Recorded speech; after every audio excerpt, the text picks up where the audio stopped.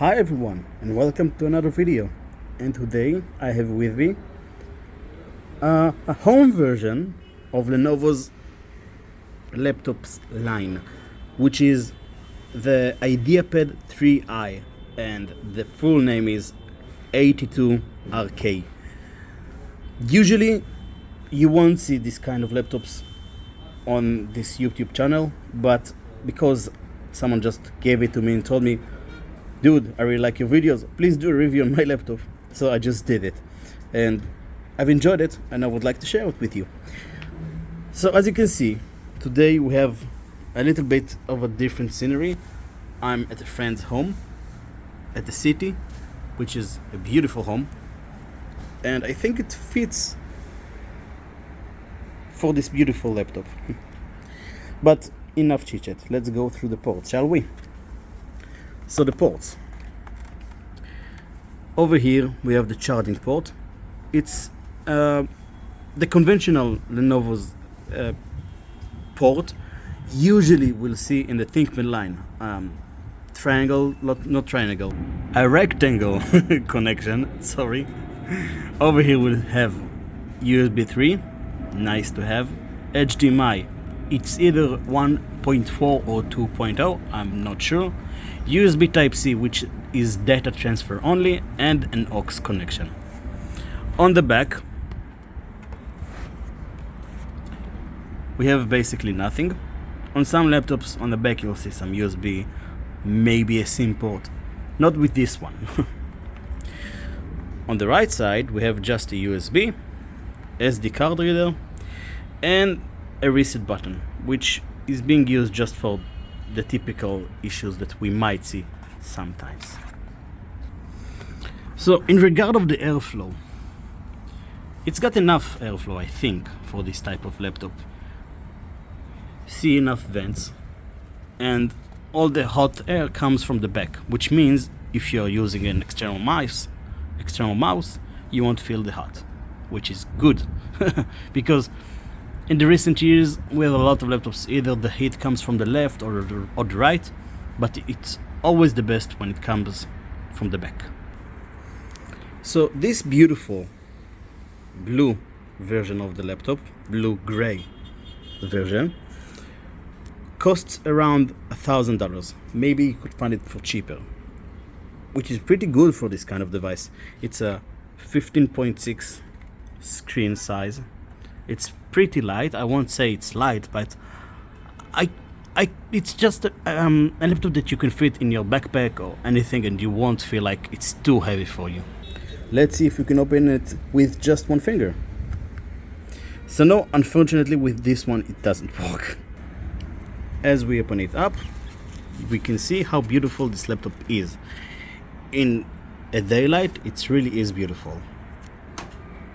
15.6 inch screen, full length keyboard with a numpad, and it's looking good, this one. I would like to go through the usual tests, which are first the keyboard, then the trackpad, speakers, screen, and then at the end CPU, and lastly what I think about it. So let's start with the keyboard. So the keyboard, as we said, is the home version of Lenovo's, which means the FN swapped in the location, and we don't have the, I'm not sure how you call it in English, but with this one we call it the nipple. So it's not here, but it's a full length, and you can see this type of keyboards in their gaming line. And also, fun fact, we can actually see it right now in the P series. The P16 has this kind of of a keyboard, which is kind of weird for Lenovo to do such a thing, but it's cool. Let's check the sound of the keyboard.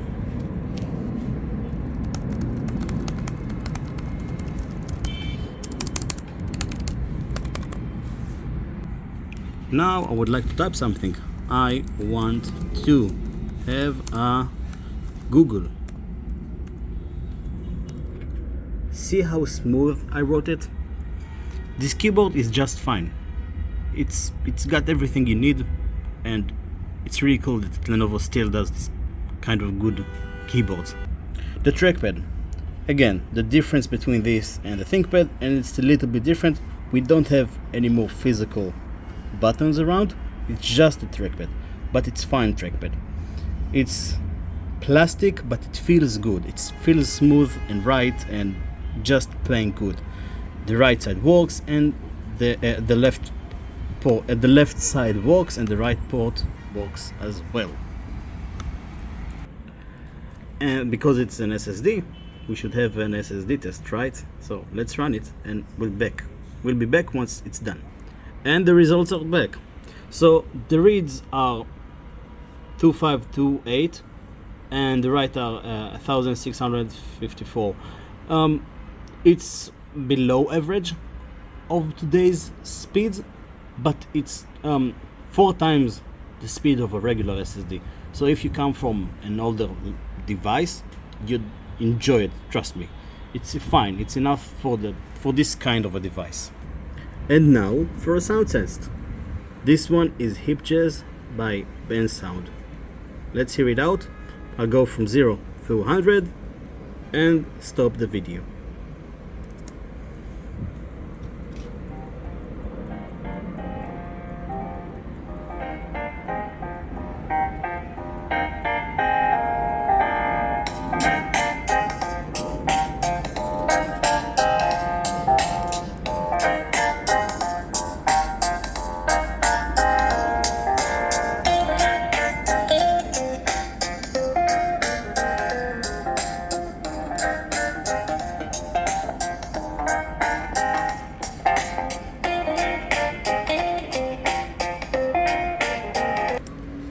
As we can hear, the speakers are not too loud, if at all, but the sound is clear, so take it or leave it with this one.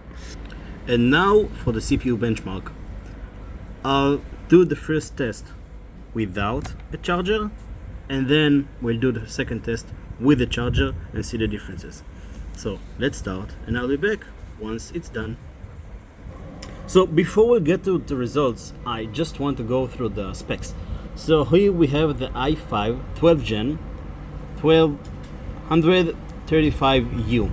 It's a U CPU, so it's supposed to be lower consumption and just overall lower requirements and performance. But it means better battery. Lenovo says you'll have at least 6 hours with it. I think it's fine, but it's okay. Now regarding of the memory, sorry that's in Hebrew, the whole computer is in Hebrew, so you'll see stuff on the right, never mind. So with this one we have 16 gigs of RAM. It's just DDR4, it's not DDR5, but it's fine. With this kind of a device you don't need any special speeds from your RAM. And the results are single core 1441 and multi-core 6320. These are very low scores, really low, but again this is a home user's device, so you don't really need any fast CPU or anything like that. It's supposed to be enough, but let me show you the rest of the numbers.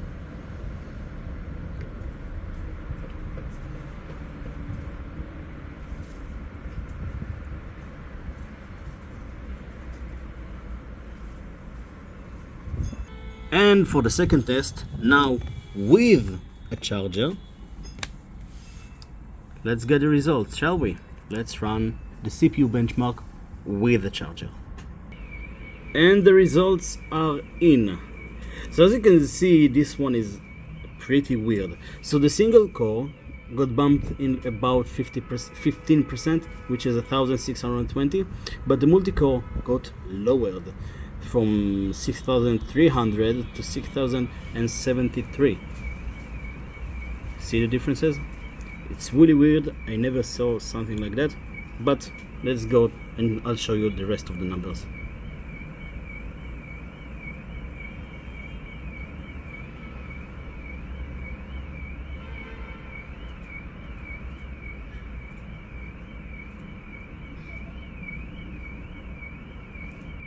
And now let's go to the graphics tests. So this one is the Intel Iris Xe graphics.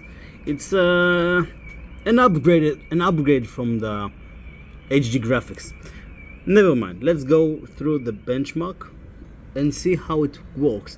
Now we have the OpenCL and we have the Vulkan. So I'll do both of them with the charger and show you the results.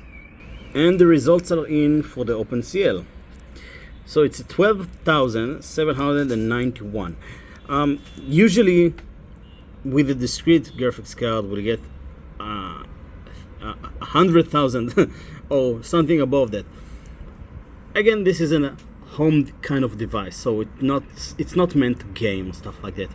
Let me show you the rest of the numbers.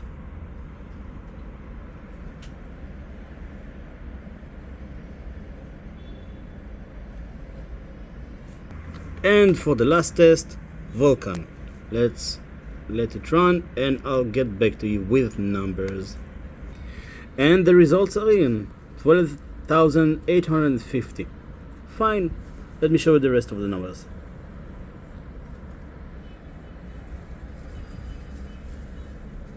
And that's it. So last words. What can I say about this device? So basically, this is a pretty cheap Lenovo device. Why I'm saying like that? Because it's $1,000. It's not so cheap, but you get a lot from this device. Not everything, but you get enough. The screen isn't the brightest. The Type-C isn't Thunderbolt. The charging port is different from the usual ThinkPad devices. You don't get physical buttons. You don't get the discrete graphics card. But you get an overall beautiful laptop with most of the things that you need. Everything works well, works smooth. I think if you're a student or someone who is not looking for something too powerful but looks good, maybe this is kind of device that you should think about. So I guess that's it. If you have any questions about it, please let me know and I would love to answer your questions. And thank you and see you on another one.